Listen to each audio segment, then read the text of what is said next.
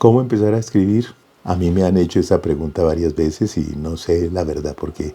Pero cuando trato de encontrar una respuesta, necesariamente tengo que ir a dos fuentes. Una, a los escritores que me han acompañado durante toda la vida. Y otra, a mí mismo. Escritores en la vida, en la historia, ha habido muchos. Pero quizás de los miles, cientos de miles y de pronto millones, sus nombres se han hundido en la oscuridad del tiempo. Pero como vivimos este tiempo, que es el presente, me remito a mi experiencia. Yo supongo que cuando uno encuentra esa necesidad de pasar del pensamiento, de la imaginación, de la conversación, de la lectura, a empezar a plasmar en textos escritos lo que tiende a emerger de las profundidades del alma de uno, es algo que debe ser atendido y debe ser obedecido. Casi siempre uno comienza muy temprano en la vida. Se dice que la mayoría de los escritores comienzan por lo más difícil, que es escribir poesía, porque suponen muchos que esos impulsos anímicos, esos encogimientos espirituales de los que hablaba Artaud, son poesía.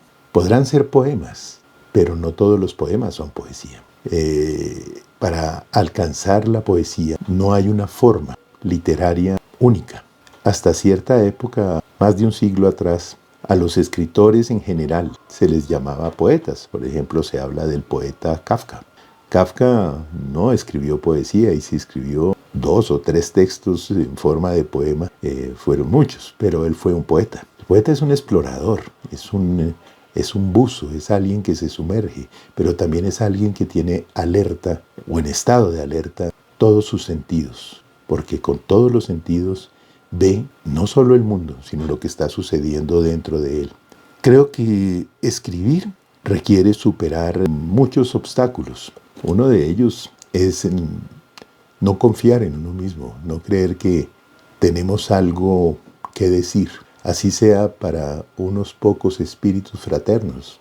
Siempre comunicamos con nuestras palabras. Hay personas con quienes nos agrada conversar, hay otras a los que nos gusta leer, y muchos de esos a los que leemos quizás sean personas con las que ni siquiera nos agradaría conversar, porque en la escritura consciente, en la escritura trabajada, en la escritura juiciosa, espontánea, sí, pero muy trabajada, muy autocrítica, se plasma siempre lo más esencial, lo mejor.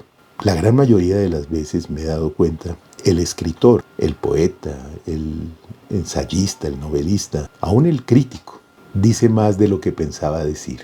¿Por qué? Porque el que habla de sí mismo y del momento en que le corresponde vivir, muchas veces habla para todos los tiempos y para todas las personas. Ya lo pensaba así el gran Voltaire. Pero no todo lo que está escrito y aún publicado consigue ser literatura. Pero sí pueden ser textos convencionales, confesionales mejor, de una experiencia única, la experiencia personal. Para mí, en mi caso particular, escribir exige leer mucho, pero no para imitar, sino porque en los libros vamos a encontrar siempre lo mejor de los escritores. No vamos a encontrar quizás al escritor hombre o mujer, pero sí lo que de esa persona, de ese ser humano, merecía y merece perdurar. Yo he escrito varios textos, aún he incurrido en la publicación. Quizás ha sido una aventura o incluso una irresponsabilidad, pero me ha resultado una experiencia muy grata volver a leer muy pocas veces, la verdad, y escuchar lo que esos amigos y amigas dicen al respecto.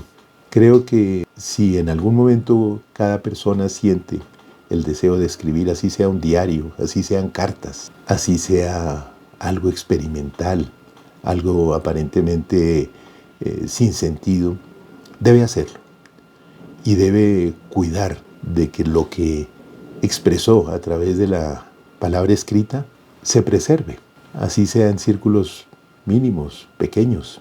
Nadie conoce el futuro, nadie sabe si está escribiendo para alguien que no conoce o para muchas personas que no conocerá. De manera que escribir es algo a lo que no podemos negarnos si nos surge en algún momento esa necesidad. Escribamos. No hay que ser necesariamente un bestseller o un escritor que venda muchos libros. Todos los escritores, los conocidos y los desconocidos, hacen el mismo trabajo.